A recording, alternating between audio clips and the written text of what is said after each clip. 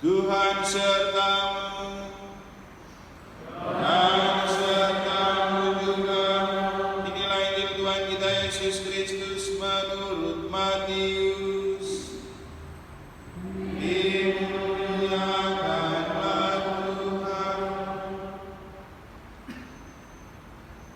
Sesudah mengenyangkan orang banyak dengan roti, Yesus segera menyuruh murid-muridnya naik perahu dan mendahuluinya ke seberang. Sementara itu ia menyuruh orang banyak pulang. Setelah orang banyak itu disuruhnya pulang, Yesus mendaki bukit untuk berdoa seorang diri. Menjelang malam ia sendirian di situ.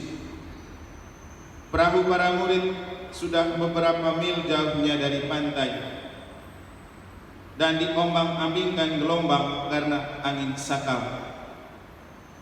Kira-kira pukul 3 pagi, datanglah Yesus berjalan di atas air pada mereka. Melihat dia berjalan di atas air, para murid terkejut dan berseru, "Itu hantu." Lalu mereka berteriak-teriak ketakutan. Tetapi Yesus segera menyapa mereka, katanya, "Tenanglah, ini aku, jangan takut." Lalu Petrus berkata, "Tuhan, jika benar Tuhan sendiri, suruhlah aku datang kepadamu dengan berjalan di atas air." Kata Yesus, "Datanglah." Lalu Petrus turun dari perahu dan berjalan di atas air mendekati Yesus. Tetapi ketika dirasakannya tiupan angin, Petrus menjadi takut dan mulai tenggelam, lalu berteriak, "Tuhan, tolonglah aku." Segera Yesus mengulurkan tangannya, memegang Petrus dan berkata, "Hai orang yang kurang percaya, mengapa engkau bimbang?" Keduanya lalu naik ke perahu dan angin pun reda. Orang-orang yang ada di perahu menyembah dia. Katanya, "Sesungguhnya engkau putra Allah."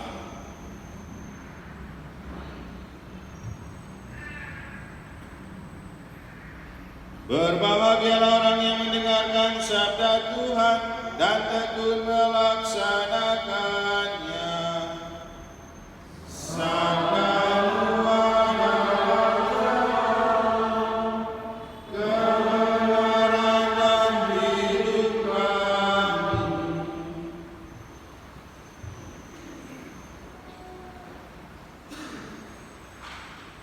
Para suster, Bapak Ibu, saudara-saudari, umat beriman sekalian yang saya kasihi dalam Tuhan, membaca Injil dan bacaan pertama yang telah kita dengar,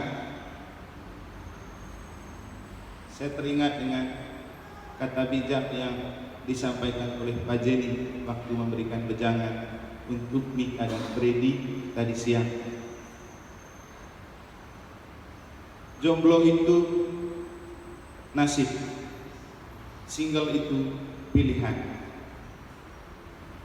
Bertemu hantu itu nasib, bertemu Tuhan itu pilihan. Karena siapa yang mau ketemu hantu? Tidak. Tetapi bertemu Tuhan itu pilihan, bukan nasib.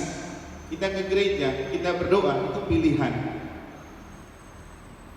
Maka jangan menganggap ikut misa dan ikut doa itu karena nasib baik. Walaupun dalam kenyataan kadang orang ikut misa dan ikut doa itu tergantung moodnya. Tapi mestinya itu dilakukan sebagai sebuah pilihan. Karena kalau kita tidak melakukan itu sebagai sebuah pilihan dalam hidup, itu yang membuat kita bisa melihat Tuhan menjadi hantu seperti yang dialami oleh Petrus dan kawan-kawan. Dalam Injil kita mendengar bagaimana setelah Yesus memberikan makan berapa ribu orang, dia menyuruh mereka pulang. Yesus mendaki ke bukit untuk berdoa. Murid-muridnya lupa. Mungkin saking merasa bangganya mereka bisa memberikan makan banyak orang bersama Yesus, mereka lupa bersyukur, mereka lupa berdoa.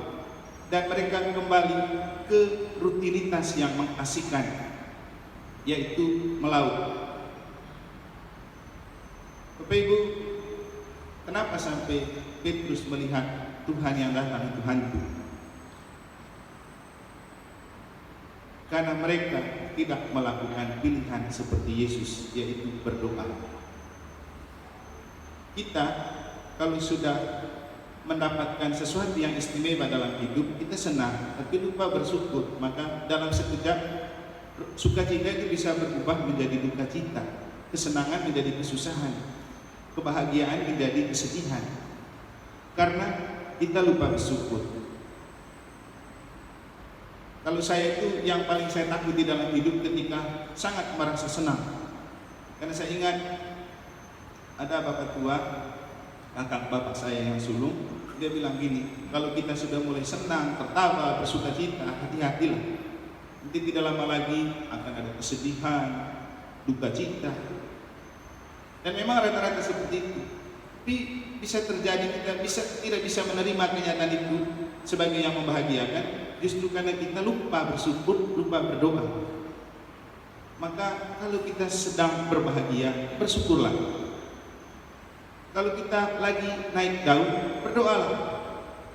Karena berada di atas angin itu akan gampang menggoncangkan dan menerpa kita untuk jatuh. Kadang kita kalau sudah di atas angin lupa doa, lupa Tuhannya. Dan itu yang membuat kita bisa mengubah Tuhan yang sebenarnya datang untuk menyapa kita dilihat seperti hantu. Coba kalau kita lagi senang-senang, lagi ada acara, lagi giliran aja, ayo kita pergi doa. Siapa mau? Tapi nanti tiba-tiba kita dengar, oh pesta di situ ada perkelahian, ujung-ujungnya bertengkar. Ya memang seperti itu. Jangan lupa bersyukur, karena ketika kita lengah dengan kesuksesan seperti para murid, merasa euforia dengan keberhasilan bersama Yesus memberikan makan banyak orang, mereka terlena, lupa berdoa. Mereka kembali ke pekerjaan. Dan ketika mereka sedang dalam perahu, saya itu membayangkan beberapa kali saya ikut naik perahu dan juga ikut penyeberangan waktu tugas di Sumbawa. Ternyata orang-orang di motor laut atau kapal itu, mungkin karena mereka cari hiburan, itu main kartu mereka. Judinya lumayan. Supir-supir truk itu kalau kapal sudah lepas sandar, mereka itu pada ke kolong-kolong truk. Apa yang dibuat? Main kartu. Pulang ke rumah tidak bawa apa-apa. Ketakutan saya, Petrus mereka ini mungkin juga mereka lagi bersenang-senang di perahu. Yesus pergi berdoa ke bukit. Ya namanya bersenang-senang, ya, hantulah yang bekerja untuk membuat kita lupa diri. Sehingga bayangan hantu dan hantu yang telah menjiwai mereka membuat Petrus merasa bahwa Yesus yang datang itu hantu. Begitu Yesus datang, itu hantu. Karena kita memandang dan melihat sesuatu itu tergantung kacamata yang kita pakai. Kalau mata kita lagi dikuasai oleh hantu, siapapun yang datang akan seperti hantu. Tapi kalau kacamata yang sedang kita pakai itu Tuhan, siapapun yang datang akan dilihat sebagai Tuhan. Jadi kesimpulannya Bapak Ibu Saudara-saudari, bertemu Tuhan dan berdoa itu pilihan, bukan nasib. Dan memang itulah yang dilakukan oleh Elia dalam bacaan pertama. Ia pergi ke bukit, disuruh oleh Tuhan. Sebelum Tuhan datang, ia dicobai dengan macam-macam nasib. Ada angin keras, ada gempa bumi, ada api. Dan terakhir ketika angin sepoi-sepoi datang, ia berani untuk keluar, karena itu adalah pilihan untuk dia bertemu dengan Tuhan.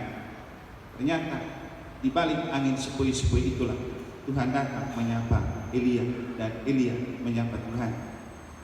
Bapak Ibu Saudara-saudari, gelombang dan perjalanan hidup kita menempatkan kita untuk berjumpa dengan angin sakal badai, gempa, api, dan apapun yang membuat kita seperti tenggelam dalam nasib buruk.